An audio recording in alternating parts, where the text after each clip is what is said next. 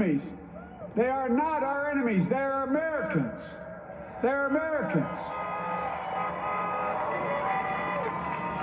The Bible tells us to everything there is a season, a time to build, a time to reap and a time to sow, and a time to heal. This is the time to heal in America.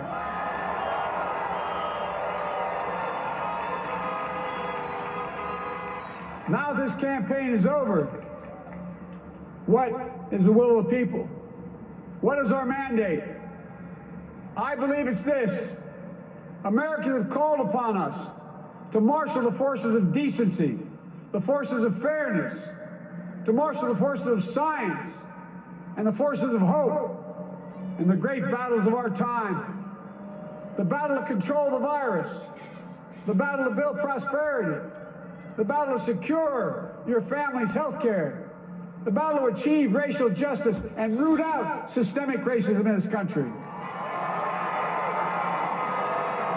And the battle to save our planet by getting climate under control.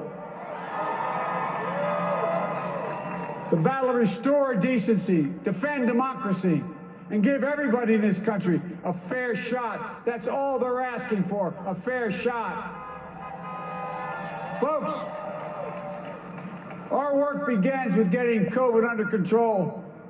We cannot repair the economy, restore our vitality, or relish life's most precious moments, hugging our grandchildren, our children, our birthdays, weddings, graduations, all the moments that matter most to us until we get it under control. On Monday, I will name a group of leading scientists and experts as transition advisors to help take the Biden-Harris COVID plan and convert it into an action blueprint that will start on January the 20th, 2021. That plan will be built on bedrock science. It will be constructed out of compassion, empathy, and concern. I will spare no effort, none, or any commitment to turn around this pandemic. Folks, I'm a proud Democrat, but I will govern as an American president. I'll work as hard for those who didn't vote for me as those who did. Let this grim era of demonization in America begin to end here and now. The refusal of Democrats and Republicans to cooperate with one another, it's not some mysterious force beyond our control. It's a decision, a choice we make. And if we can decide not to cooperate, then we can decide to cooperate. And I believe that this is part of the mandate given to us from the American people. They want us to cooperate in their interest. And that's the choice I'll make. And I'll call on Congress, Democrats and Republicans alike, to make that choice with me. The American story is about slow yet steadily widening the opportunities in America. And make no mistake, too many dreams have been deferred for too long. We must make the promise of the country real for everybody, no matter their race, their ethnicity, their faith, their identity, or their disability. Folks, America has always been shaped by inflection points, by moments in time where we've made hard decisions about who we are and what we want to be. Lincoln in 1860, coming to save the Union. FDR in 1932, promising a beleaguered country a new deal. JFK in 1960, pledging a new frontier. And 12 years ago, when Barack Obama made history, he told us, yes, we can. Well, folks, we stand at an inflection point. We have an opportunity to defeat despair, to build a nation of prosperity and purpose. We can do it. I know we can.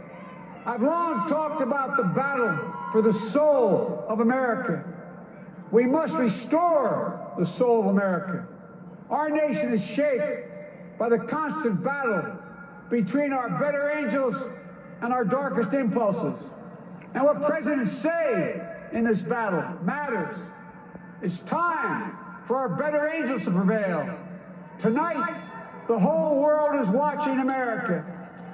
And I believe at our best, America is a beacon for the globe. We will lead not only by the example of our power, but by the power of our example. I've always believed, many of you heard me say it, I've always believed we can define America in one word: possibilities.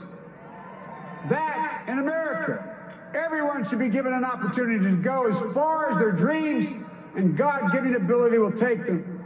You see, I believe in the possibilities of this country.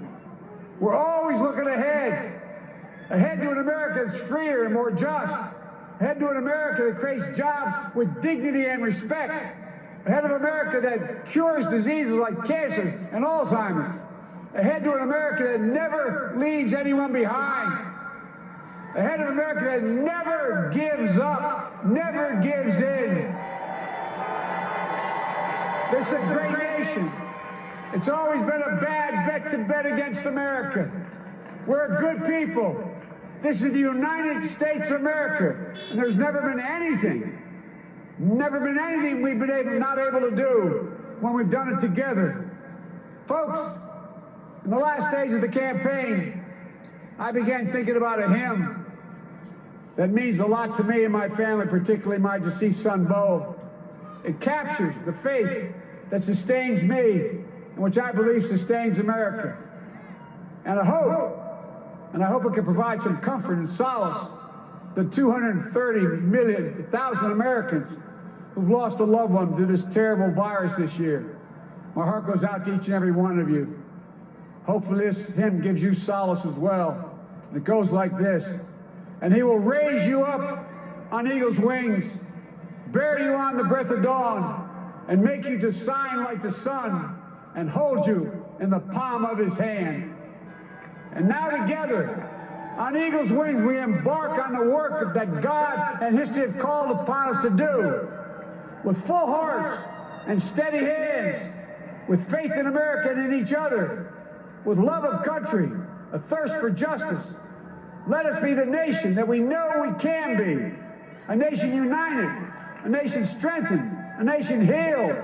The United States of America, ladies and gentlemen, there's never been anything we've tried we've not been able to do.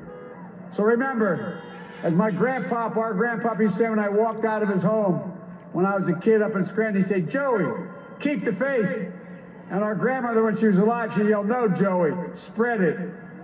Spread the faith. God love you all.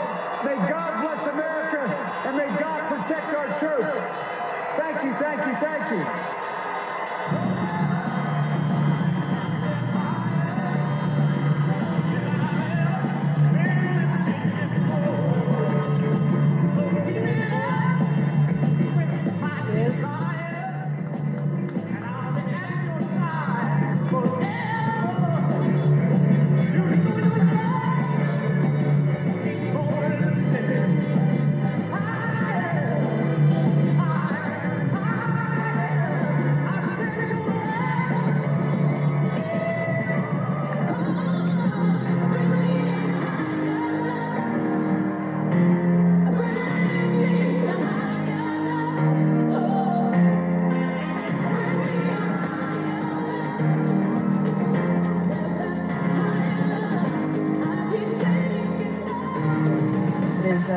Joe Biden, he is always quick to introduce himself as Joe Biden's husband. She is about to be the First Lady, and of course this is his very large and extended family. His children, his grandchildren there, and you heard him make reference to Beau Biden, his son, who died of brain cancer back in 2015. A young man who said to him, "Dad, you need to run." And you have to know Beau Biden is absolutely on his mind tonight. You know, when I saw him giving his speech yesterday, I thought, I didn't know quite what tone that he was trying to set, but it seemed like a very low-key speech. And now when I look back at it, maybe that's exactly what he wanted to do, because today, this was a speech that was filled with energy. It was filled with, he hopes, optimism, and it was filled with the kind of message we were expecting, although delivered in a much more forceful way than yesterday, reaching out to Trump supporters, for example.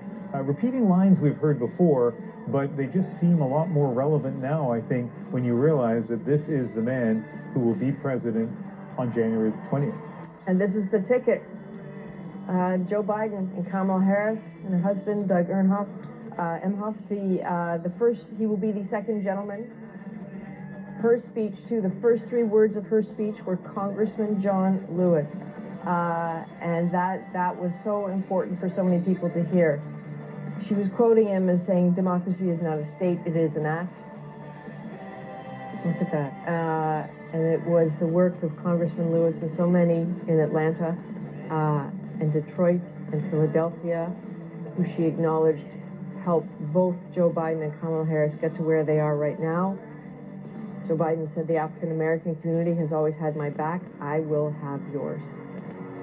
And when Kamala Harris mentioned that she is, as we have throughout, because it is so significant, a woman whose heritage is Black and South Asian, and she talked about the importance of this night to women who are Black, women who are South Asian, and then the list continued. White women, she said, Latina women, and clearly talking about representation in the new Democratic White House. This is something Joe Biden talked about as well, right? That he said they represented diversity, and he was going to make sure that that his White House, that his cabinet would represent it as well. And if you check social media, there are pictures emerging throughout this night of people watching this moment with their kids. I think that this always happens for history, but Kamala Harris tipped to it in particular, talking about the little girls out there who she knows need to see this moment, need to see her there, need to see themselves reflected in this position of power. You know, with every word, I was thinking, how is this landing for all those people who are watching at home? And that, you know, clearly if you're a supporter of the Democrats, it's a time of jubilation. And we got a sense of that from our reporters as they were talking to people in places like Philadelphia. But I can't help but wonder how this message will land with the people who voted for Donald Trump, the people that Joe Biden tried to reach out to today. How many of them were watching? Or if they do see clips of this, on what media will they? I mean, there's no way of guessing that, but that's going to be the big challenge, obviously, for Joe Biden. I think it's going to be hard for all Americans to find a different path and a different way of communicating with each other. As always, we're keeping an eye on the American networks. Fox News has not left this scene for the better part of an hour. They are playing it without commentary. They're just letting the moment speak for itself. I mean, they're starting to, now that the fireworks are on, as we are, but for the crucial moments, they let it stand. So it's going to take some time for people to, and listen, I heard this at the inauguration of Donald Trump. I spoke with Trump supporters too, who said that people who didn't win would now have to put their anger away and give him a chance. This is exactly what Joe Biden is asking of them now. And we'll see how it goes. One of the things you've been talking about really since Tuesday night is what would this moment be like, whoever it was for, whether it was for President Trump or President-elect Biden, once a winner had been determined. In the time of COVID, how muted would the celebration be? Well, from here, it sounded very robust, right? The cheering, we're seeing the fireworks. I think we may even see the confetti that you keep talking about. I'm excited for the confetti cannon. But let's go to Susan Ormiston, who is getting a ground level view of all of this. And from where you are, Susan, how does it sound? How does it feel? What is it like? Well, I'm a sucker for fireworks, and I've been watching from our little perch here. This is quite a moment. Finally, the Democratic Party in America gets to celebrate. You know, this was a COVID campaign, so we didn't see this kind of enthusiasm, unbridled enthusiasm during the campaign. They just couldn't do it. Clearly, Joe Biden is not hiding in his basement, as the president often mocked. I was struck a little bit about the way he started. Hello. Hello. A humble beginning. He talked about honor, about restoring decency. He and Kamala Harris talked about love. They talked about heart. A lot of this we haven't heard in the last, certainly, few months from the campaign trail. There was no jeering, no booing, no thumbs down, no mockery, no fake news. It's a completely different America on display tonight. Still getting all those fireworks behind me. You really have to listen and watch these. They're quite amazing.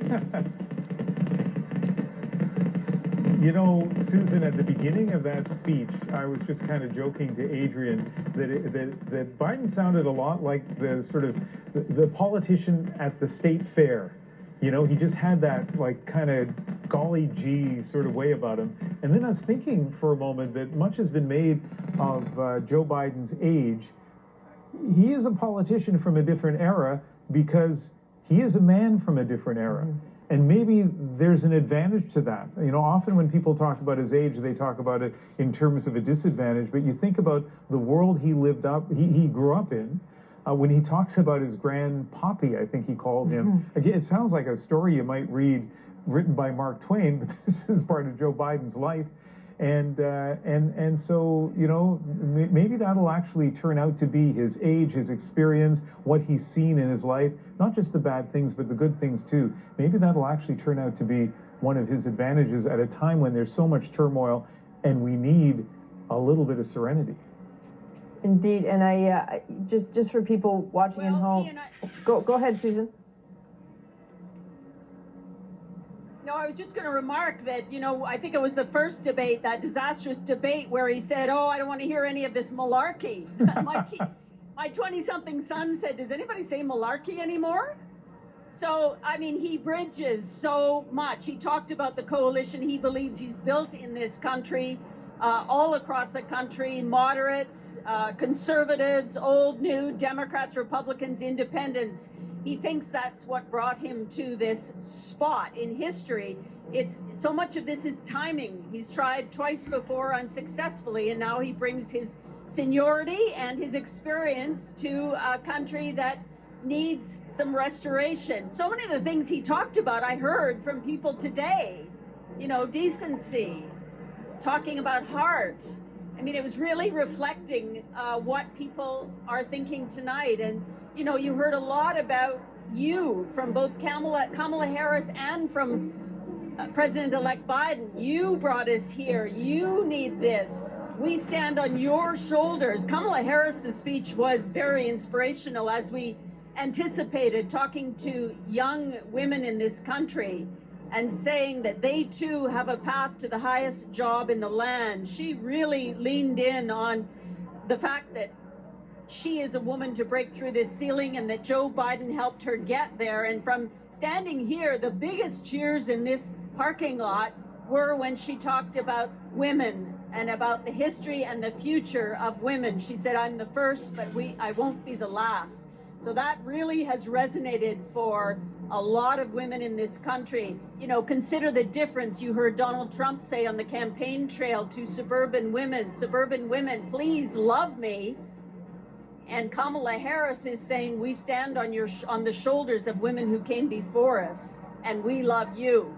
It's just a completely different tone here. Of course, you know, it needs to be reminded once again that nearly half of the voters in this country did not vote for this brand of government in this country. They voted for Trump brand, a populist. They wanted him to continue, and it's going to take a while for this to sink in about how different this is with the election of Joe Biden come January.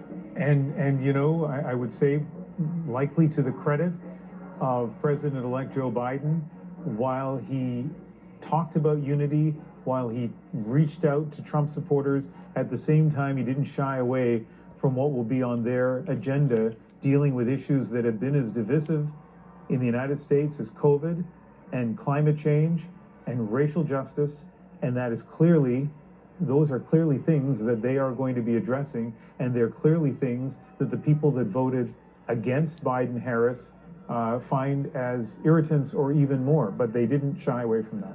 No, I'm just struck by this. I don't know if we can hear what's happening on the stage there, but was just the family photo, if you will. The photo of the 46th president of the United States, who weirdly was the 47th vice president, and of course Kamala Harris.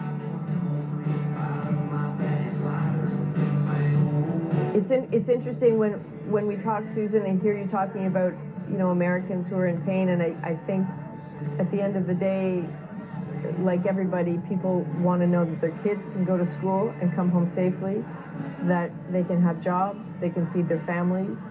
And once you take care of those basics, sometimes even in countries around the world that have had the most difficult problems, once you deal with that, they can start to deal with some of the rest. As I know you've seen in all the places you've been. But you know, indeed, Adrian, but you know, a lot of the division in this campaign was in response to the pandemic and how it was handled. Joe Biden has been very consistent in his approach to coronavirus, safe, cautious.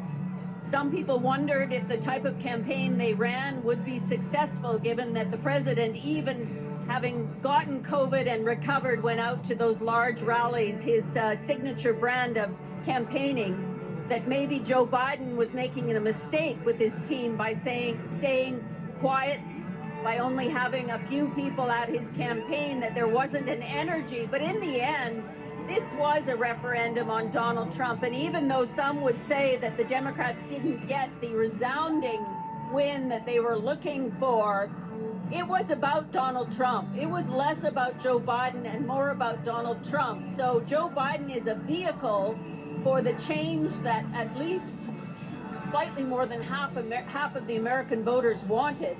He's not a perfect candidate. He didn't do well in the first part of the primaries, but he was deemed as the one who could probably be the best antidote to Donald Trump, and the one who perhaps might be able to beat him, forming that coalition. But you know, he did make some news tonight. Monday, he says, we're going to go with a coronavirus transition team. We're going to rely on science. We're going to have the scientists in charge, and we're going to come up with a plan going forward about how to turn around the surging cases in this country. This last week, during voting week, over 100,000 new cases a day. By Canadian standards, it makes your head spin.